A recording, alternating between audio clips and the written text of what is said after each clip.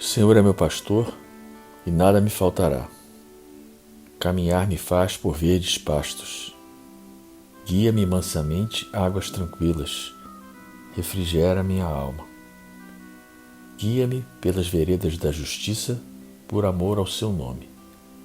Ainda que eu caminhasse pelo vale da sombra da morte, eu não temeria mal algum, porque tu estás comigo. A tua vara e o teu cajado me consolam.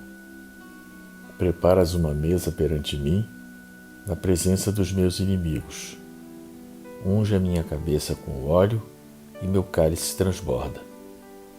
Certamente que a bondade e a misericórdia me seguirão todos os dias de minha vida, e eu habitarei a casa do Senhor por longos dias. O Senhor é meu pastor e nada me faltará. Senhor, ensina-nos a trilhar a luminosa estrada do auxílio. Dá-nos força para destruir a pesada fortaleza de nossos próprios erros, coragem para abrir o caminho da libertação de nós mesmos e recurso para desobstruir o coração em favor dos nossos semelhantes, entregando-lhes, enfim, os tesouros de amor que nos confiastes. Que por onde passemos, a dor se faça menos angustiosa, a ignorância menos agressiva, o ódio menos cruel, a terra menos densa, o desânimo menos sombrio, a incompreensão menos destruidora.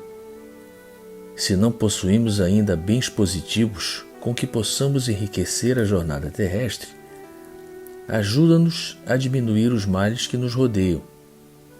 Que em teu nome distribuamos fraternidade e renovação, usando com alegria os dons sublimes e invisíveis do silêncio, da compreensão e da renúncia.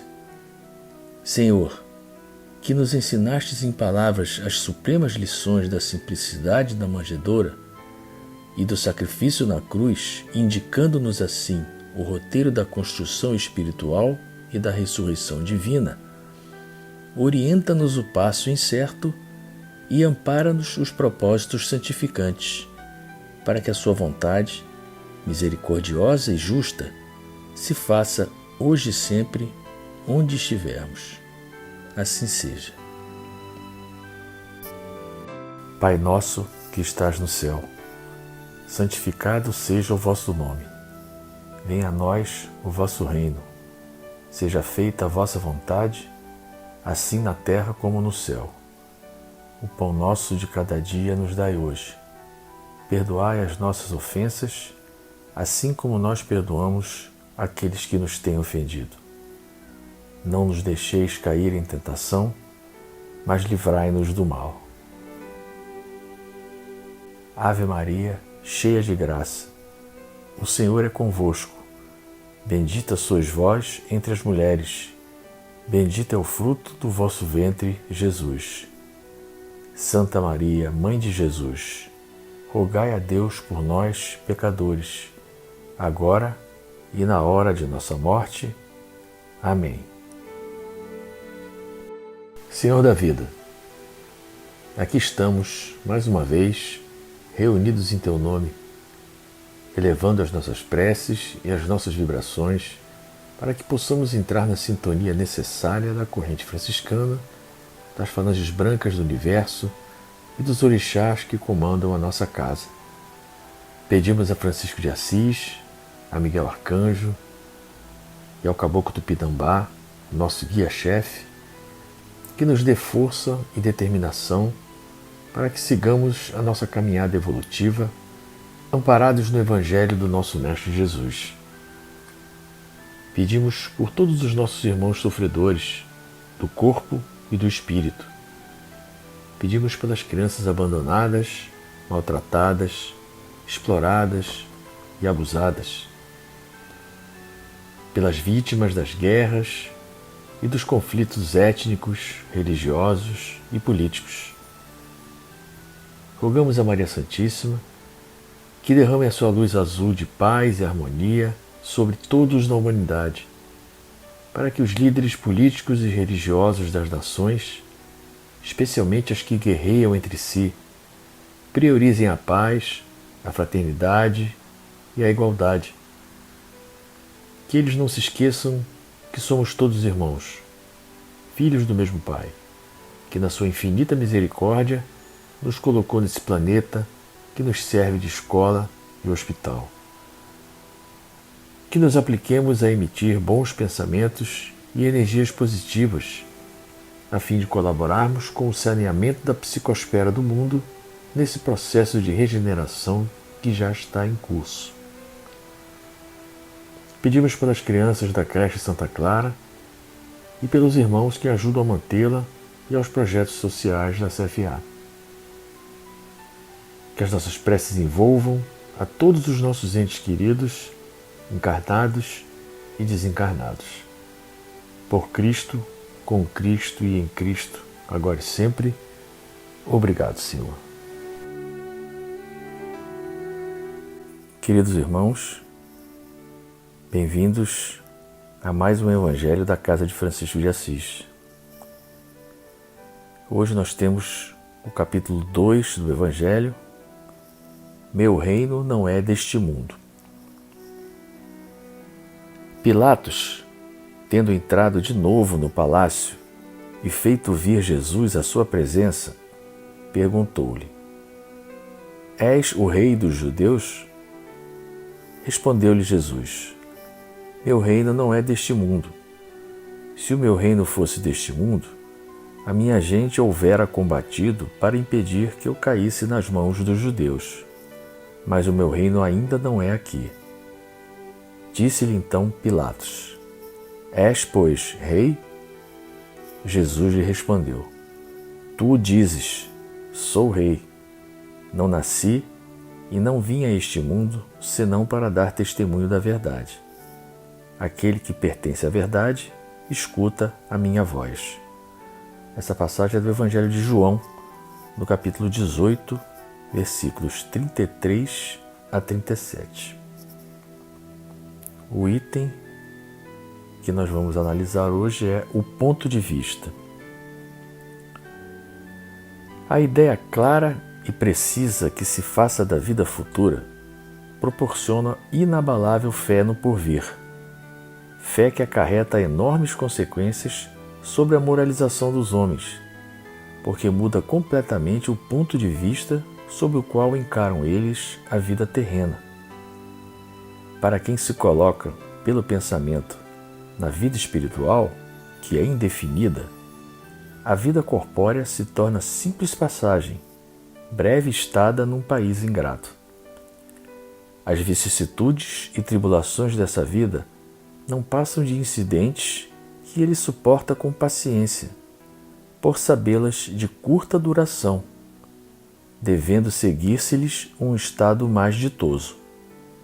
À morte, nada mais restará de aterrador.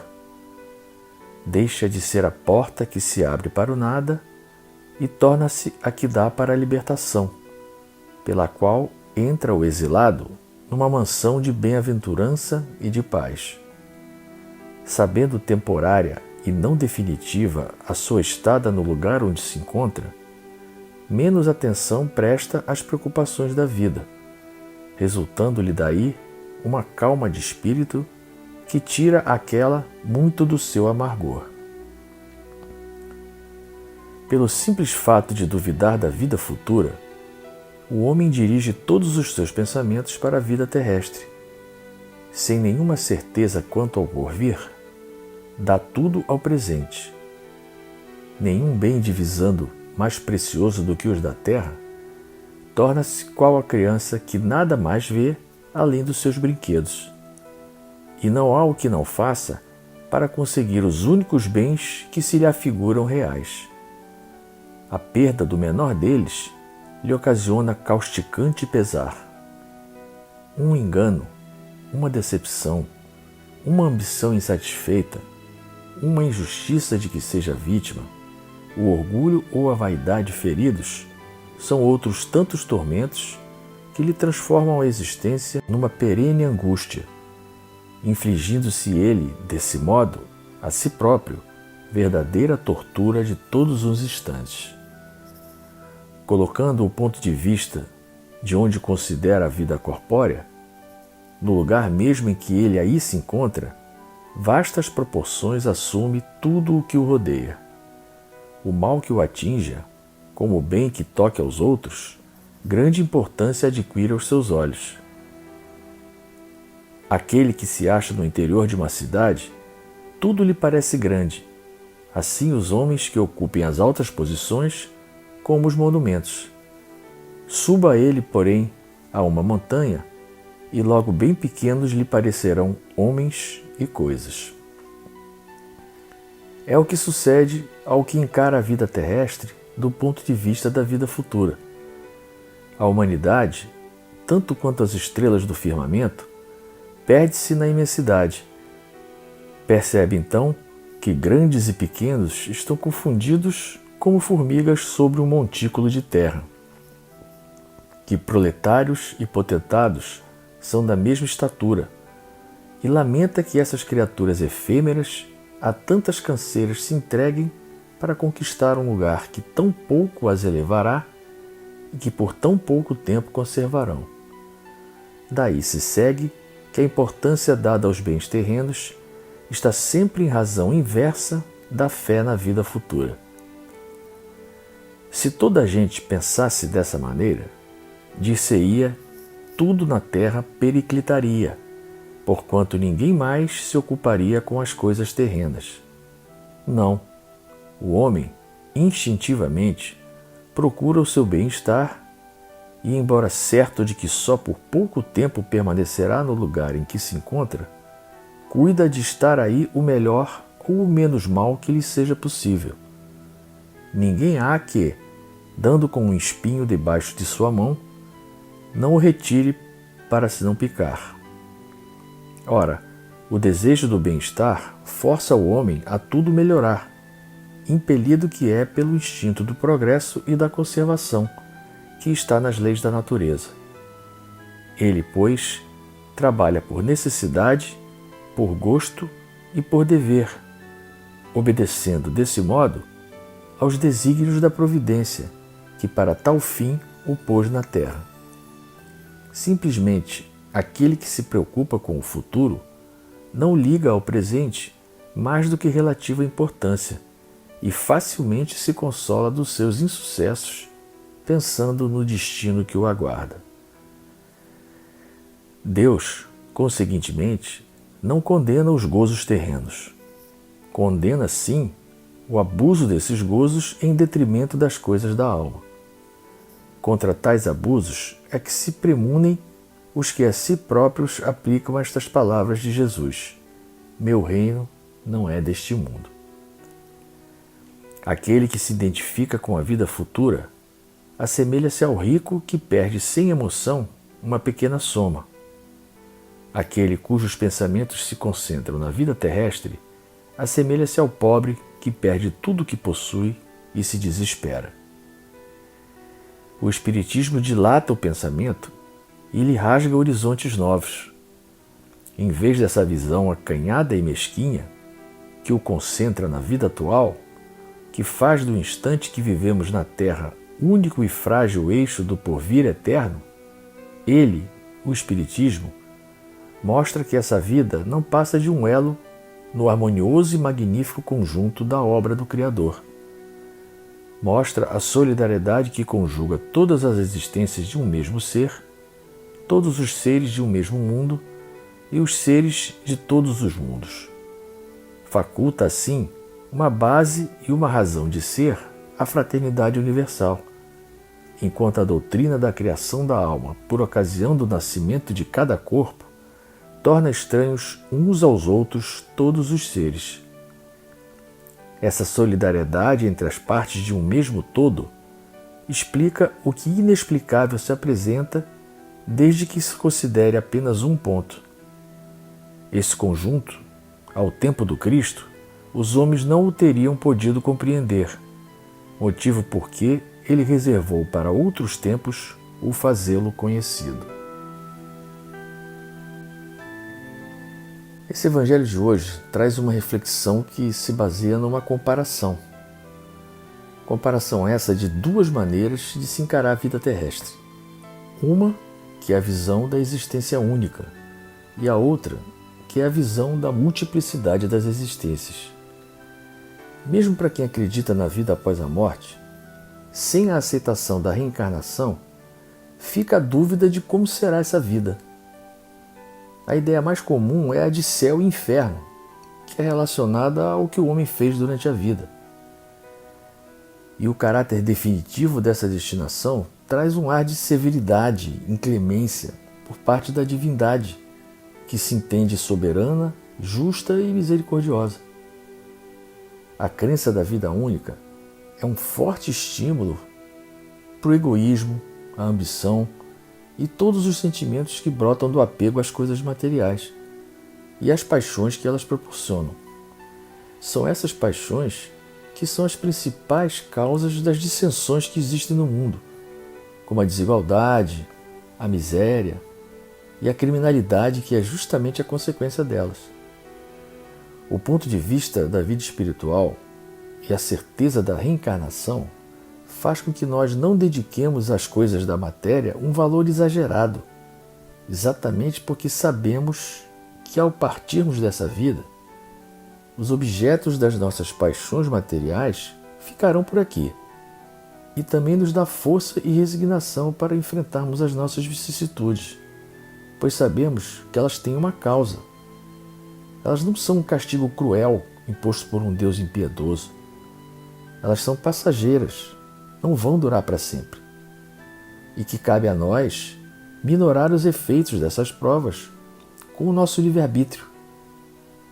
Se nos deixarmos seduzir pelas paixões materiais, ao retornarmos ao plano espiritual, ficamos infelizes quando constatamos que negligenciamos o nosso progresso espiritual em detrimento de coisas que de nada nos servem enquanto desencarnados.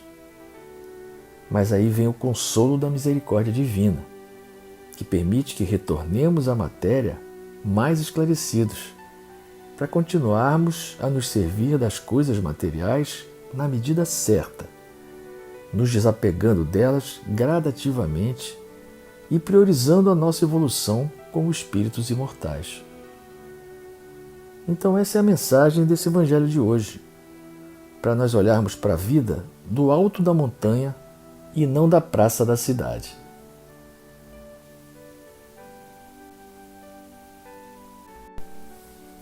Senhor, fazei de mim um instrumento de vossa paz. Onde houver ódio, que eu leve o amor.